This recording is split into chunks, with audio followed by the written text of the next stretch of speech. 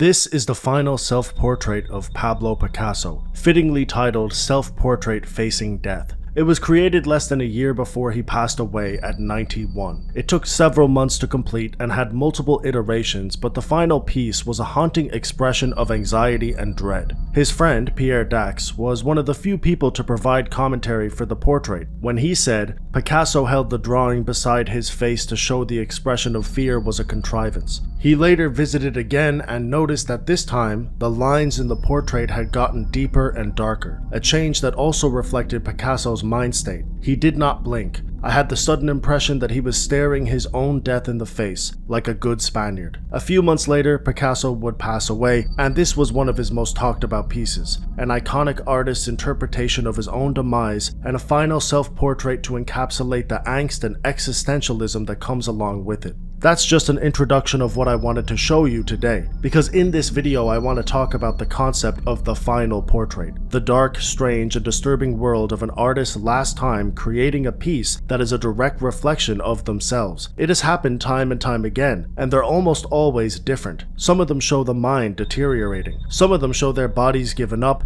and you might even see a glimmer of hope or curiosity for what's on the other side. It's an incredibly specific type of art, but it's one that I think should be explored. So today I'm going to show you a few examples of the final self-portrait and the disturbing world around it.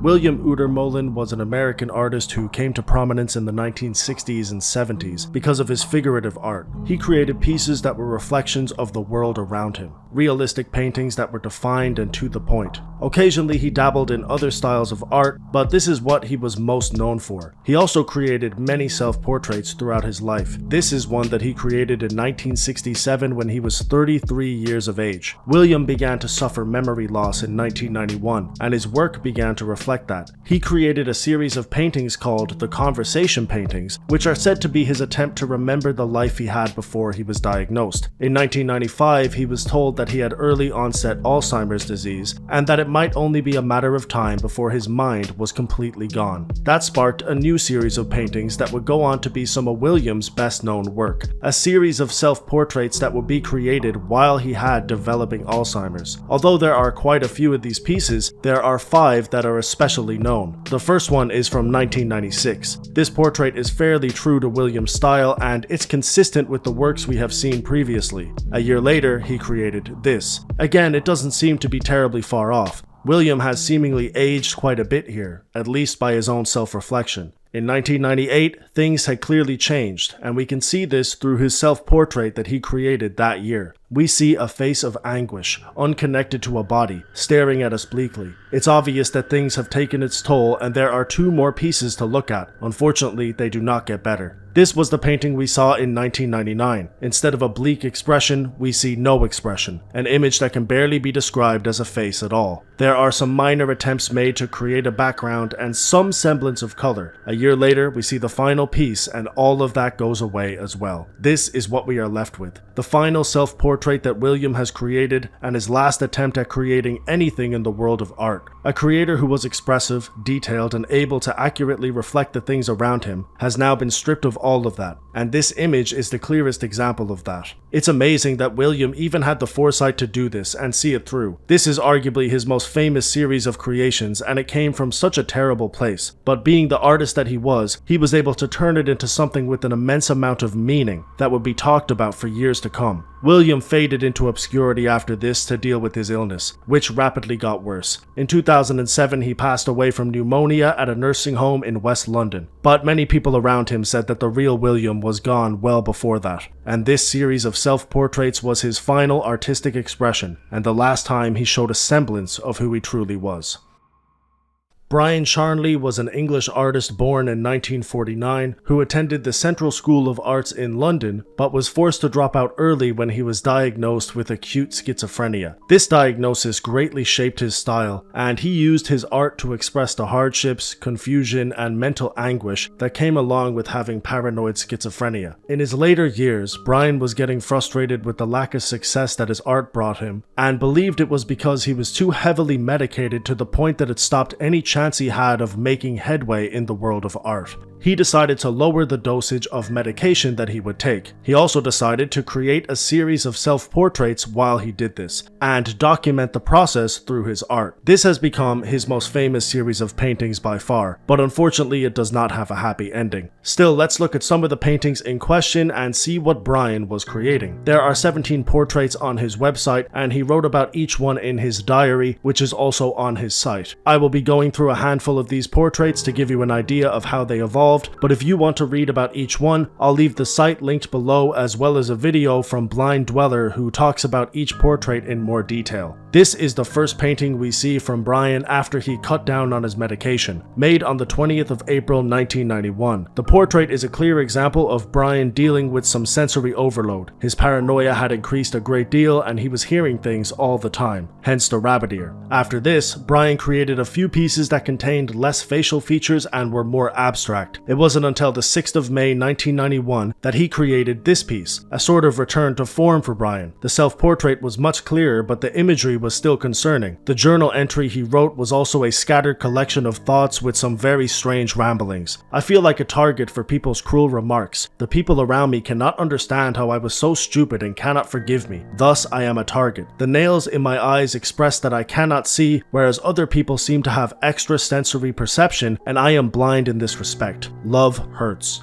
Less than 2 weeks later, on the 18th of May, Brian created this, a surreal, significantly darker piece of work. At this stage, Brian had reduced his intake of medication to 1 antidepressant. He was sleeping less, and it was likely that he was beginning to spiral into a deeper depression. Again, this painting shows us a bullseye, but this time, it was in his mouth, a metaphor for his inability to socialize. His brain was replaced by a mouth that he had no control over, a powerful way to express the helplessness of his mental state. In my opinion, this portrait was a real turning point in this series, a metaphorical point of no return. On the 23rd of May, Brian created this, another rare example of him creating a self-portrait that actually looks like him. But as you can see, he has once again replaced his brain with a mouth. He explained it in his journal by writing, "The blue of the portrait is there because I felt depressed through cutting back on the antidepressants. I was pleased that I was able to express such a purely mental concept as thought broadcasting by the simple device of turning the brain into a mouth that I painted it again. One is very much up against the almost impossible task of describing in paint that which is essentially totally invisible. Symbols come to be employed and the appropriate one must be found. Also, it should have a poetic charge attached to it. Yet still, people are too ignorant to see." It's the third time in this series we see Brian replacing his brain with something else, a practice that he developed throughout this series that turned out to be a very effective way to communicate the scrambled thoughts that were happening in his brain. Over a month later, on the 27th of June, Brian believed he was closing in on a painting that could truly express his schizophrenia. This is the painting he made around that time. In his journal, he expressed the following: "I am still at an acute disadvantage socially. Can this ever change, or will the anger always remain? I intend to record my progress with more self-portraits to add up when they are all joined together as an important document as to life. At the end of the 20th century, self-portrait will state depth what is to be human and schizophrenic."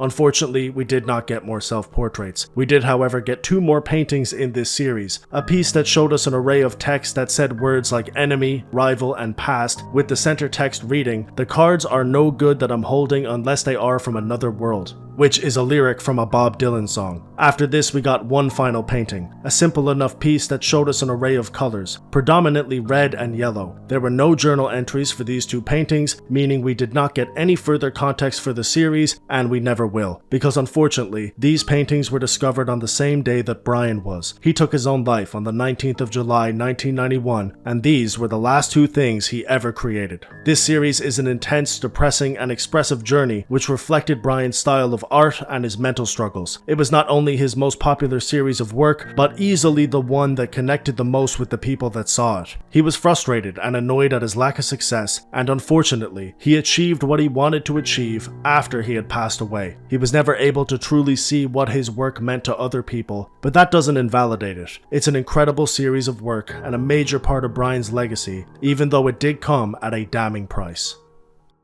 Francisco Goya was a Spanish painter who was born in the mid-18th century. He was considered to be one of the most important artists of his generation and has gone down as one of the most impactful of all time. One of his most known pieces of work is a series of prints called Los Caprichos. These prints were packed with expressive imagery that showed the vices and debauchery of Spanish society at the time, which was a relatively consistent theme in his work. His pieces not only criticize society, but also government, war, corruption, and general ignorance. However, even though he was a prolific creator who had strong opinions, there aren't many documented conversations about his thoughts or his worldview, and this is because his personal life was filled with private battles pertaining to his health. In the late 1700s, he went completely deaf because of an illness that wasn't diagnosed in time. This began a series of health scares and illnesses that would plague the rest of his life. It also reflected in his art. Goya's work became slightly more sinister around this time, reflecting a nihilistic worldview that was gradually getting deeper and deeper. Well, when he was 73, he developed a serious illness and it looked like it would be the end of his life. However, a doctor who was a friend of Goya's, named Eugenio Garcia Arrieta, managed to nurse him back to health despite all odds. During this process, Goya was sure he was going to die but would live for another 8 years, and because of this, he created a portrait that showed him and his doctor together. The painting is simply titled Self-Portrait with Dr. Arrieta. But there are other people in the piece, dark shadowy figures that loom behind the two of them. This could be his family, a group of spectators, or it could be a reference to the afterlife, the place that Goya was sure he was going. Maybe these people weren't even in the room with them. Maybe Goya just felt their presence and felt as if he was going to be joining them soon. It's only speculation, but many art critics have echoed the same idea. It's very obvious that death was on his mind. This is the only self-portrait in this video that includes more than one person, and it's for a very good reason. Although there are at least 5 figures in this painting, Goya might as well be completely alone. His eyes are barely open. He is essentially being held up by his doctor, and his hands are clenched tightly to his bedsheets, almost as if he is trying to clutch on to life itself. Out of all of the artists we have talked about, Goya is in the worst state physically, but his painting is arguably the best quality, and this is because he's the only artist who is painting his physical self deteriorating. His mental side is mostly intact. We can see that from the quality of the piece, but he's creating a depiction of a physical illness while everybody else was dealing with a mental one, and that's why I wanted to show you it. The brain is the artist's ultimate tool, and without it they are helpless. That helplessness can produce a new kind of art, a final attempt at recapturing what they once had. It's a depressing, nihilistic, gloomy area of art, but it only exists because the artist is still trying, still attempting to create and put something on a canvas that they are proud of. The true sorrow comes afterwards, when the canvas is blank, when there is nothing to draw or paint, when the artist's brain completely deteriorates. That's why these pieces should be looked at in a slightly more hopeful way. They are real, authentic attempts to create something despite the mental anguish the artist is going through. The darkest parts of these battles won't be seen on a canvas.